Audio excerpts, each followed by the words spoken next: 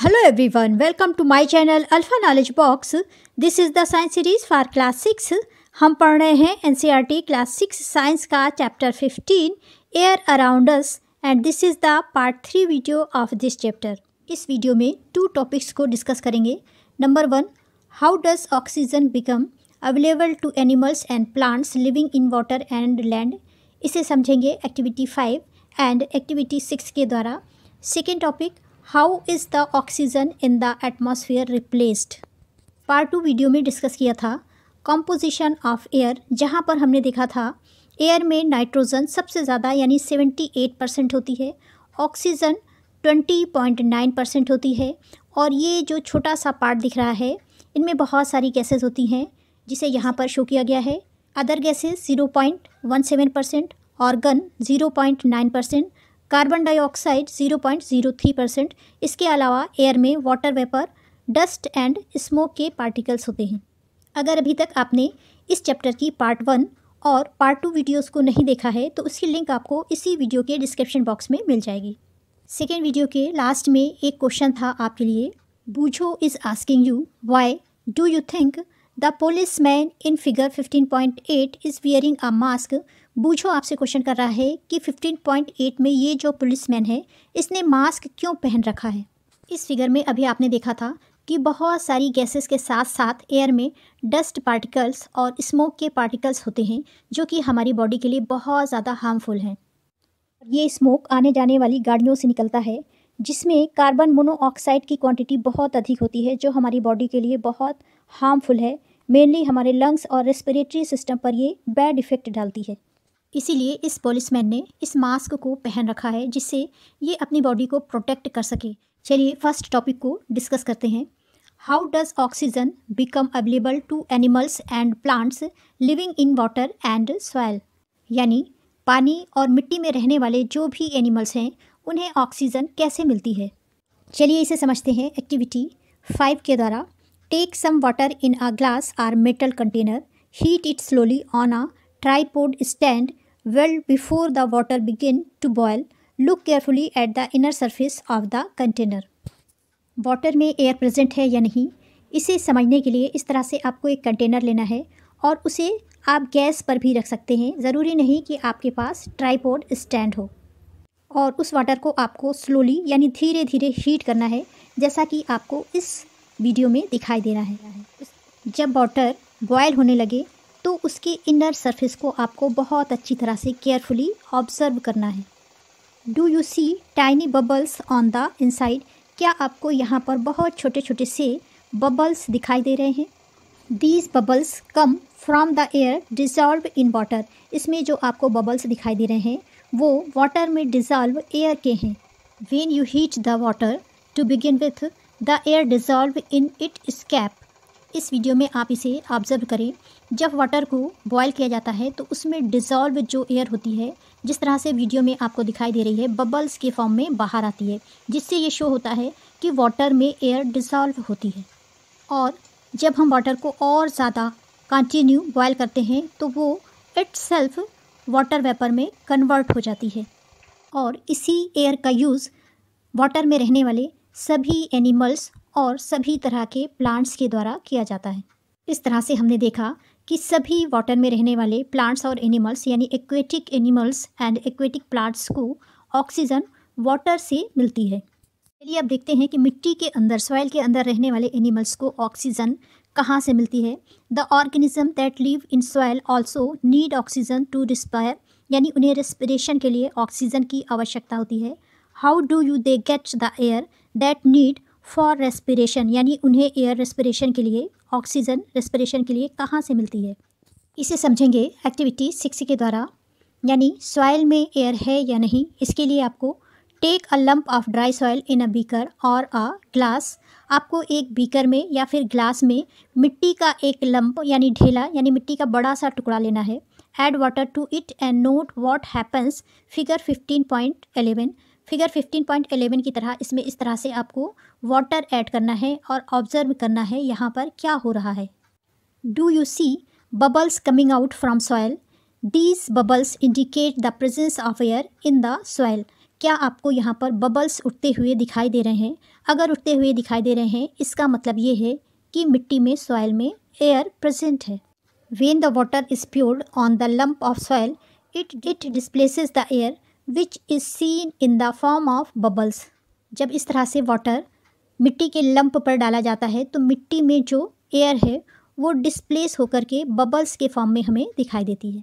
The organism that live inside the soil and the plant roots respire in this air, इसी air का use करके मिट्टी के अंदर रहने वाले ऑर्गेनिज्म या फिर प्लांट की रूट रेस्पिरेशन की प्रोसेस को परफॉर्म करते हैं। आपने देखा होगा बहुत सारे एनिमल्स सॉइल के अंदर बहुत डीप होल्स बना करके रहते हैं, जिससे इन होल्स के द्वारा एयर पास होती रहती है और इन्हें ऑक्सीजन मिलती रहती है, जिससे ये रेस्पिरेशन की प्रोसेस को परफॉर्म करते रहते हैं। और जब बारिश का मौसम होता है तो इनके होल्स वाटर से पूरी तरह से फिलअप हो जाते हैं, जिससे ऑक्सीजन वहाँ तक नहीं पहुँचती है। In this situation animals living in the soil have to come out from the respiration. इस केस में सॉइल के अंदर रहने वाले जो भी एनिमल्स हैं वो रेस्पिरेशन के लिए बाहर आ जाते हैं। Could this be the reason why earthworm come out of the soil only during the heavy rains. जब भारी बारिश होती है, हैवी रेन्स होती है, तो उस केस में इनके होल्स में वाटर फिलअप हो जाने के कारण ऑक्सीजन वहाँ तक नहीं पहुँचती है और ये ऑक्सीजन के लिए बाहर निकल आते हैं और सिर्फ आपको रेनी सीजन में ही दिखाई देते हैं, अदर सीजन में ये आपको दिखाई नहीं देते हैं। अब आपके लिए एक क्वेश्चन है कि have you ever wondered why all the oxygen of atmosphere does not get used, a large number of organism are consuming it. यानी हमारे चारों तरफ इतने सारे लिविंग ऑर्गेनिज्म हैं जो कि ऑक्सीजन का यूज़ करते हैं, फिर भी एटमॉस्फेयर में इस ऑक्सीजन की कमी क्यों नहीं होती है? Who is refilling the oxygen in the atmosphere? इस ऑक्सीजन को रीफिल कौन करता है? चलिए इसे समझते हैं topic. How is the oxygen in the atmosphere replaced, यानी एटमॉस्फेयर में ऑक्सीजन कैसे रिप्लेस्ड होती है या इसकी रीफिलिंग कैसे होती है? तो इसका आंसर है photosynthesis. In this process, plant make their own food and oxygen is produced along with it.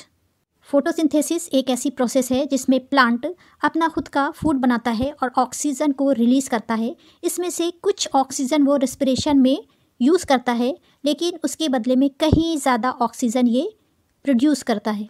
That the why we say that plant produce oxygen. इस तरह से हम कह सकते हैं कि पौधे ऑक्सीजन को प्रोड्यूस करते हैं। चलिए ऑक्सीजन के प्रोडक्शन को फोटोसिंथेसिस के द्वारा और अच्छी तरह से समझ लेते हैं। यहाँ पर कार्बन डाइऑक्साइड एंड वाटर का यूज़ होता है। कार्बन डाइऑक्साइड इस एयर की लेयर से मिलती है और वाटर प्लांट के रूट के द्वारा एब्जॉर्ब किया जाता है। रूट द्वारा एब्जॉर्ब किया गया वाटर प्लांट में और उसकी लीफ में स्टोर होता है। लीफ में क्लोरोफिल होता है और फोटोसिंथेसिस की जो प्रोसेस है वो सनलाइट और क्लोरोफिल की प्रेजेंस में होती है। इनमें रिएक्शन होने के बाद ग्लूकोज यानी प्लांट का फूड प्रिपेयर होता है और ऑक्सीजन को रिलीज़ कर दिया जाता है, जिसे सभी लिविंग बींग्स के द्वारा यूज़ किया जाता है और ये ऑक्सीजन की रीफिलिंग का काम करता है। It is obvious that animals can not live without plants. The balance of oxygen and carbon dioxide in the atmosphere is mentioned through respiration in plants and animals and by the photosynthesis in plants. This shows the interdependence of plants and animals. ये वास्तविकता है कि कोई भी plants या animals या फिर कोई भी लिविंग बींग्स विदाउट ऑक्सीजन जीवित नहीं रह सकता और ऑक्सीजन और कार्बन डाइऑक्साइड का एटमॉस्फेयर में बैलेंस रेस्पिरेशन और प्लांट्स में होने वाले फोटोसिंथेसिस के द्वारा बना रहता है। इस तरह से हम कह सकते हैं कि प्लांट्स और एनिमल्स एक दूसरे पर निर्भर होते हैं, इंटरडिपेंडेंट होते हैं। चलिए अब देख लेते हैं कि अर्थ पे एयर का होना क्यों इम्पॉर्टेंट है या फिर एयर के अदर यूजेस क्या हैं। सबसे पहले समझेंगे इसे विंड मिल के द्वारा। इस तरह की विंड मिल को आपने अपने प्रीवियस क्लासेस में या फिर जब आप किसी एक सिटी से दूसरी सिटी पर जाते हैं तो वहाँ पर आपको ऑन द वे भी इस तरह की विंड मिल दिखाई देती है। The wind makes the wind mill rotate. The wind mill is use to draw water from tubewells and to run flour mills. Wind mills are also use to generate electricity. Wind mill में लगा हुआ ये wheels wind के द्वारा rotate होता है, जिससे tubewell से वाटर को खींचा जाता है या फ्लोर की जो मिल्स होती हैं, आटा पीसने की जो चक्की होती है, उसे चलाया जाता है और साथ ही साथ इलेक्ट्रिसिटी को जनरेट करने के लिए भी विंड मिल का यूज़ किया जाता है। इसके साथ ही साथ एयर हेल्प करती है सेलिंग याच को मूव करने के लिए, ग्लाइडर्स को चलाने के लिए, एरोप्लेन और पैराशूट्स को चलाने के लिए, बर्ड्स, बैट और इंसेक्ट को फ्लाई करने में। यानी एयर की प्रेजेंस में ही ये सारी चीज़ें फ्लाई करेंगी। अगर एयर प्रेजेंट नहीं है तो ये चीज़ें फ्लाई नहीं करेंगी। Air also help in the dispersal of seeds and pollens of flowers of several plants. Air plays an important role in water cycle. Water cycle आप पहले समझ चुके हैं। चलिए सीड और पोलन ग्रेन के डिस्पर्सल को समझ लेते हैं। डिस्पर्सल की मीनिंग होती है फैल जाना या बिखर जाना। ये है डैंडेलियन का सीड और ये है कैटकिन्स फ्लावर। जब हवा चलती है तो इस तरह के जितने भी ड्राई सीड्स होते हैं वो दूर दूर तक एयर के द्वारा डिस्पर्स हो जाते हैं। इसी तरह से इस तरह के जो भी फ्लावर्स हैं उनके ये पोलन ग्रेन्स भी एयर की हेल्प से दूर दूर तक फैल जाते हैं। इस तरह से हमने देखा कि सीड के डिस्पर्सल और पोलन ग्रेन के डिस्पर्सल में भी एयर हेल्प करती है। This is the end of video. Next video में चैप्टर 15 की एक्सरसाइज को सॉल्व करेंगे। Thanks for watching. अगर आपको ये वीडियो अच्छी लगी हो तो प्लीज़ मेरे चैनल को लाइक, शेयर एंड सब्सक्राइब करके मुझे मोटिवेट करें ताकि इसी तरह की वीडियो बनाकर मैं आपके लिए अपलोड करती रहूं।